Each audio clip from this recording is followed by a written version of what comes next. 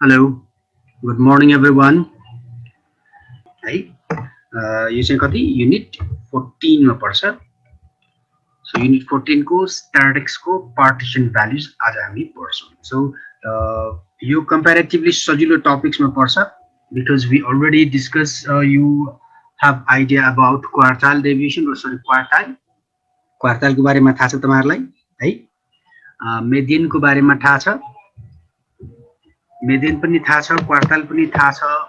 So अब हामी दुईटा यसमा थप्छौं. द्याट मिन्स एउटा डेसाइल भनेर थप्छौं, पढ्छौं, आफ्टर देन पर्सेन्टाइल भनेर पढ्छौं है. यिनीहरुलाई हामी पार्टिसन भ्यालुज भन्छौं. So before starting we have to know what does partition values means है.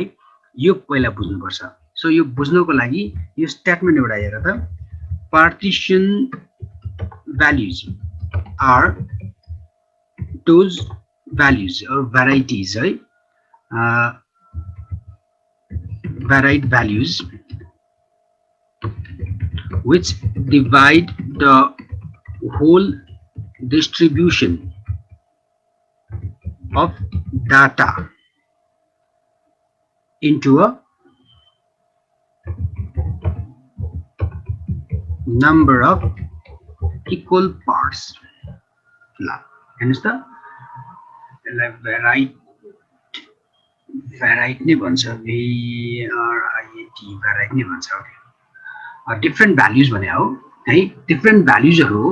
यो जुन डिस्ट्रिब्युसन अफ डाटा भनेको छ, हामीले कलेक्सन गरेको डाटाहरु छ र हामीलाई दिएको सर्टेन डाटाहरु छ.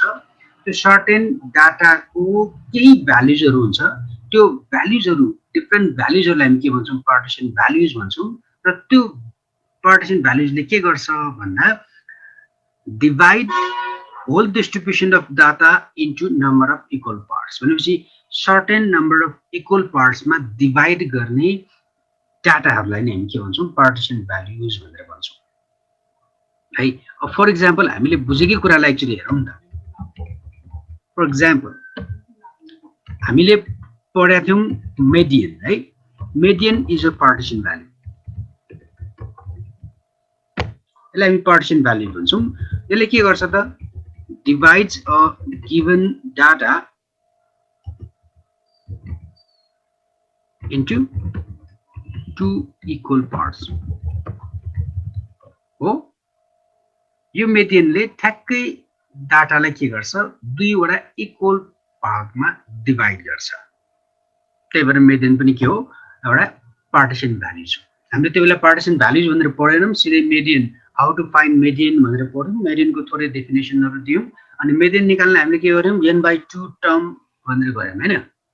n/2 भनेको नम्बर अफ टर्मलाई डिवाइड बाइ 2 गरे हो नि. जतिवटा नम्बर छन् त्यसलाई डिवाइड बाइ 2 गरे हो नि हैन. सो सेम एज हामीले अर्को एउटा के पनि पढेका छौं भन्दा क्वार्टाइल पनि पढेका छौं हैन. So quartile is a partition values. R भन्नु पर्यो. quartiles are है. partition values which divides a given data into 4 equal parts. ये quartile चाहिँ के गर्छ? 4 equal parts मा डिवाइड गर्छ. सो 4 equal parts मा डिवाइड गर्ने भएको कारणले गर्दाखेरि क्वार्टाइल एउटा मात्र हुन्न. कतिवटा हुन्छ क्वार्टाइल? 3 वटा हुन्छ.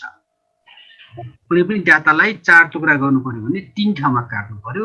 त्यो 3 ठाउँमा काट्नेलाई हामी क्वार्टाइल भन्छौं. First quartile, second quartile and third quartile है. हो हामीले पढ्ने यही हो. अब यो बाहेक अरु एक्जाम्पलहरु के छन् भन्दाखेरि जस्तै नम्बर 1 मा मैले अहिले भर्खरै लेखे मेडियन एउटा भयो, क्वार्टाइल एउटा भयो. अब हामीले अर्को पनि पढ्नु छ, डेसाइल्स भनेर पढ्नु छ. डेसाइल्सले के गर्छ? 10 इक्वल पार्ट्समा डिवाइड गर्छ. अनि पर्सेन्टाइल्स, पर्सेन्टाइल्सले 100 इक्वल पार्ट्समा डिवाइड गर्छ. हामीले पढ्ने यति नै हो. हामीले यो चारवटा पढ्नु पर्छ. चारवटामा अहिले मेडियन पढ्नु पर्दैन. यहाँ भनेको पार्टिसन भ्यालुजमा हामी यो चारवटा पढ्छौं. मेडियन, क्वार्टाइल, डेसाइल र पर्सेन्टाइल है. अब यो मेडियन तपाईहरुले बुझेकै छ, गर्नुभएकै छ. क्वार्टाइल गर्नुभएकै छ भने थप दुईटा डेसाइल र पर्सेन्टाइल पढ्नुपर्छ सो फर्स्ट टपिक्स फेरि के को छ क्वार्टाइलको मात्रै छ सो अझलाई म क्वार्टाइलको मात्रै थोरै कुराहरू गर्छु आफ्टर देन तपाईले पहिलो एक्सरसाइज गर्नु होला ठीक छ ल अब पहिलोमा म क्वार्टाइल सुरु गर्छु क्वार्टाइल्स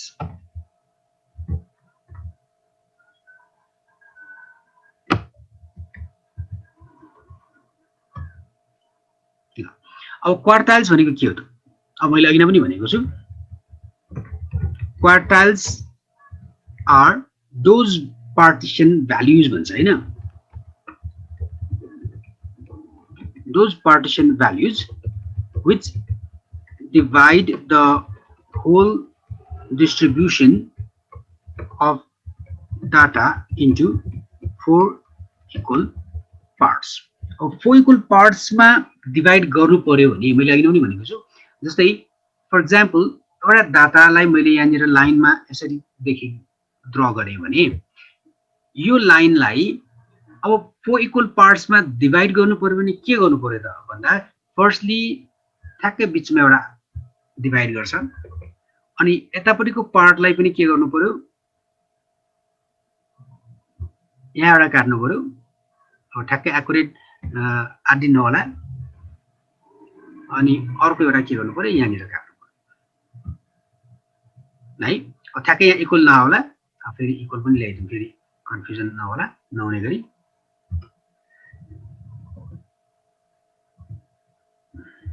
यो इक्वल ल्याउनको लागि मैले दुईटा राख्नु खोजेको है यो राख्नु पर्दैन थियो म पछि हटाउँछु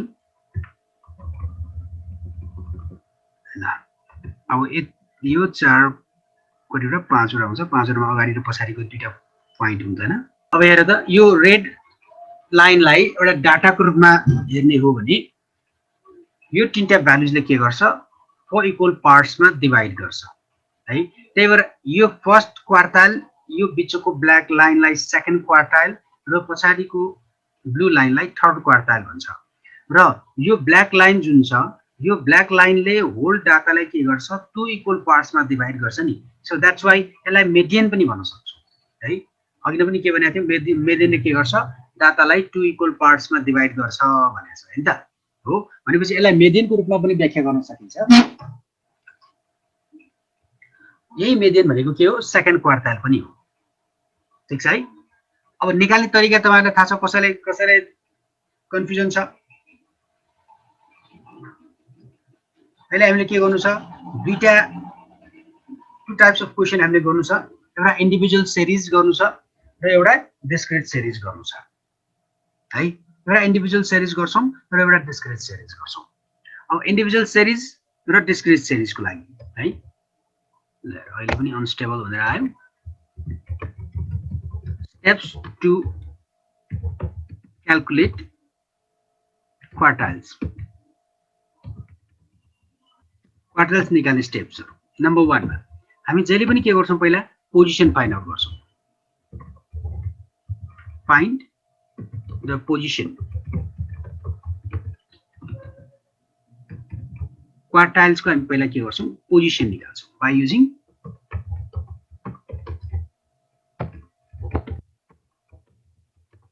फर्मुला है फर्मुला के त भन्दा फर्मुला निकाल्ने फर्मुला पोजिसन निकाल्ने फर्मुलालाई यसरी लेख्छौं सरी यसको लागि यो गर्नुपर्छ q1 सरी अब q1 नभनेको qi भनौं i भनेपछि के गर्नु पर्यो 1 पनि मिल्छ 2 पनि मिल्छ 3 पनि मिल्छ भन्ने हो है ठीक छ यो भनेको के हुन्छ भन्दा i times n whole number अब यसलाई ब्र्याकेटमा लेखौं i टाइम्स अनि ब्र्याकेटमा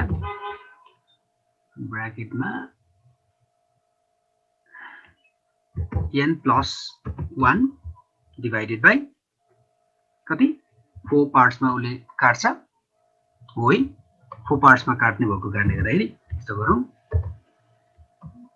यसलाई पनि अझ पावरमा th लेखिदिउँ यो th चाहिँ लेख्न नछुटाउने ल बिकज यो टीएस ले के गर्छ पोजिसन दिन्छ है एट डिड आइटम भनेर एट्टी लेखौँ अब यहाँ अर्को फेरि के लेख्नु पर्यो भन्दाखेरि when i is equals to i को भ्यालु कति हुन्छ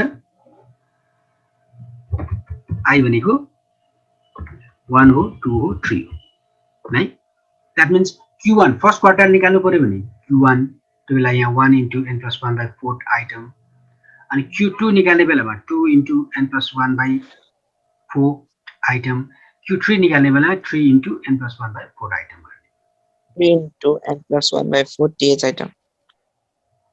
है यो पोजिसन अब यो पोजिसन निकालिसकेपछि है अझ यो भन्दा अगाडिबाट लेखौँ ल है यो पोजिसन निकाल्नुभन्दा पहिला हामी के गर्छौँ भन्दाखेरि arrange the data in ascending order.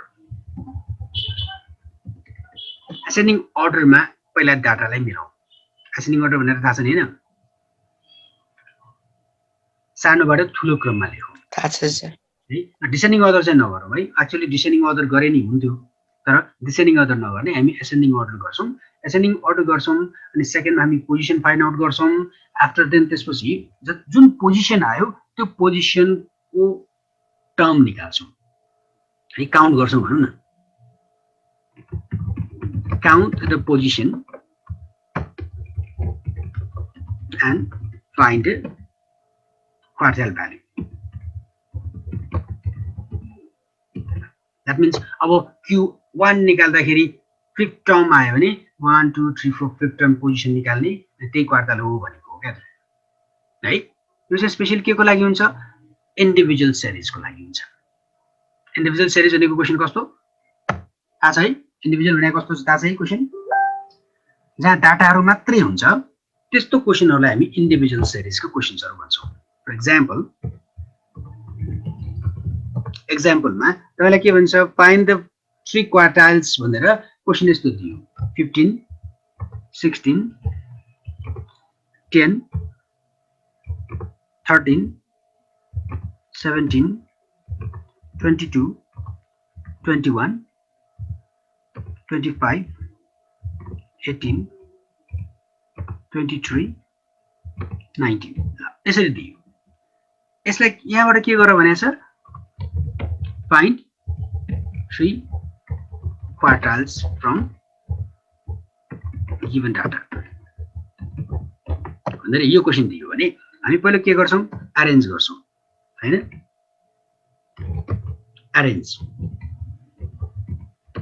Arrange गरेर त सुरुमा कति आउँछ सबभन्दा सानो भ्यालु 10 अनि 13 अनि 15 13 16 16 17 18 19 20 छ 21 22 23 25 22 23 3 22 23 25 4 5 6 7 8 9 10 11 एन्ड 11 ल अब त्यसपछि हामी के गर्छौं 2 मा पोजिसन निकाल्छौं हैन पोजिसन निकाल्ने बेला फर्मुला के राख्ने भनेको Q1 equal to n plus 1 by 4 and in bracket में equals to n plus 1 by 4 term है ना oh th item n plus 1 divided by 4 th item हुनु पर्ने हो मैले ब्रैकेट राखिन आइटम कति आउँछ त 11 plus 1 12 by 4 so third term आयो हैन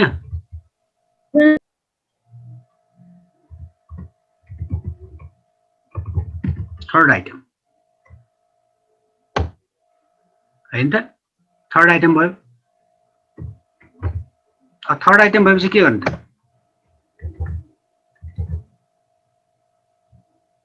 पोजिसन आएपछि के गर्ने हामी काउन्ट गर्छौं भने छौं हैन सो थर्ड आइटम भनेको फर्स्ट सेकेन्ड र थर्ड पोजिसन हेर्छौं मैले त्यही लेखेको छु नि count the position and find quartile so first quartile is equals to 10 सिधै एमा ए लेखिदिने हुन्छ 15 is equals to 15. So 15 is first quartile. So same as our Q2 कति होला त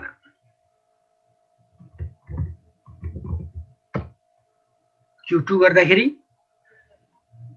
2 times n plus 1 by 4 गर्नु पर्यो यो भनेको 3 आउँछ 3 into 2 भनेको 6 टर्म आउँछ 6 टर्म पोजिसन काउन्ट गरेर 1 2 3 4 5 6 18 आउँछ है 18 and our Q3 पनि भन त अब कति हुन्छ Q3 3 ले मल्टिप्लाई गर्नु पर्यो 9 टर्म आउँछ 1 2 3 4 5 6 7 8 9 टर्म भनेको 22 आउँछ 22 sir भनेपछि यति गर्ने हो यो इन्डिभिजुअल सिरिजको भयो अब डिस्क्रिट सिरिज गर्न आउँछ सर पहिला आउँथ्यो अहिले अलि कन्फ्युज अहिले कन्फ्युज छ अब जम्मा 4 मिनेट्स बाँकी छ ल 4 मिनेट्समा म फटाफट गरिदिइहाल्छु डिस्क्रिट सिरिजको लागि म सिधै एक्जाम्पलबाट जान्छु है त एक्जाम्पल फर डिस्क्रिट सिरिजको एउटा एक्जाम्पल हेर त अब क्वेसन चाहिँ यस्तो छ x and y मैले टेबलबाटै सुरु गरेँ ल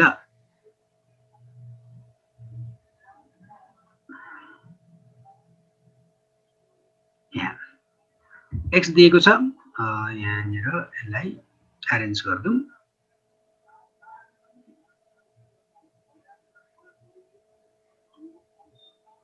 अनि यहाँ चाहिँ फ्रिक्वेन्सी f हुन्छ अबले कति दिएको छ 10 दिएको छ 15 दिएको छ 20 25 30 लाइट मात्र दिए है अनि फ्रिक्वेन्सी दिएको छ 4 7 9 15 12 यस्तो दिएको छ ठीक छ अब यहाँ पनि पहिलो काम के गर्ने अरेन्ज नै गर्ने हो है पहिलो काम अरेन्ज नै नम्बर 1 मा अरेन्ज गर्ने अरेन्ज छ अरेन्ज गर्ने भनेपछि फ्रिक्वेन्सीलाई हेर्ने होइन है डाटालाई हेर्ने हो x अहिले अलरेडी अरेन्ज छ सो केही गर्नु पर्दैन अनि सेकेन्डमा हामी के गर्छौं भन्दा पहिला CF निकाल्छौं CF भनेको क्युमुलेटिभ फ्रिक्वेन्सी भनेको फ्रिक्वेन्सीलाई एड गर्ने भने हो है अब मैले एउटा कोलम थपे यसमा राइट साइडमा यसलाई CF लेखे यो भनेको कसरी आउँछ 4 भयो अनि 4 + 7 11 11 + 9 20 20 + 15 35 35 + 12 47 यसरी आउँछ कुरा बुझ्या हो यो चाहिँ CF जोड्ने क्या यो 4 भयो अनि यो 4 र 7 जोड्यो 11 आयो यो सबै जोड्यो 20 आयो माथिको सबै जोड्दै जाने हो 35 अनि 35 मा 12 जोडेपछि 47 आउँछ है सेकेन्डमा आफ्टर देन त्यसपछि अब के गर्छौं पोजिसन निकाल्छौं पोजिसन निकाल्ने फर्मुला के त अघि भने जस्तै हो n+1/4 टर्म हैन n+1/4 भनेपछि अब मैले के गरे q1 निकाले त q1 टाइम 2 मिनेट्स ओन्ली मैले यसलाई सिधै q3 गरे है त अनि q3 गरे भने तपाईले गर्न सक्नुहुन्छ होला q3 = 3 times n+1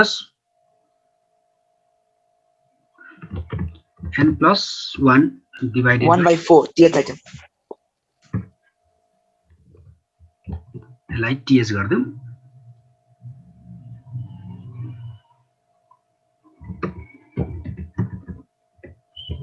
आइटम गरौँ है अब यो गर्दाखेरि कति आयो त हेर त अब n भनेको कति हुन्छ 47 हुन्छ है यो टोटल यो f जोड्ने हो f जोड्दाखेरि जति आउँछ 47 हो अथवा यहाँ CF मा लास्टमा जति आउँछ त्यही उसको n हुन्छ है सेम आउँछ 47 भनेपछि 47 + 1 48 48/4 कति हुन्छ हेर ठिक छ त 36 12 हुन्छ हजुर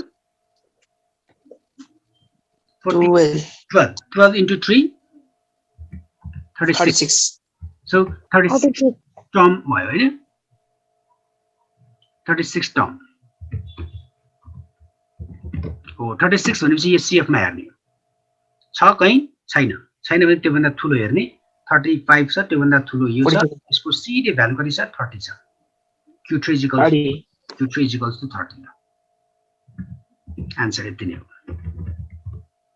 ल यसरी निकाल्यो है यहाँ डेसिमलमा पर्दैन हजुर लेख्नु पर्छ अहिले टाइम सक्नु लाग्यो जस्तो लेस देन 1 minutes लेफ्ट त्यही भएर मैले तुरुन्त लेखेको यहाँ 36 आउनेपछि CF just equal or just greater than 36 is 47 then the corresponding value is equals to 30 therefore Q3 is equals to 30 भनेर लेख्नु पर्छ है अब त्यहाँ बुकमा एक्जाम्पल हेर हुन्छ ल अब यहाँ लेस देन 1 minute छ so few seconds only left मैले इन्डिभिजुअल सिरिजको पनि एउटा गरेको छु त्यसको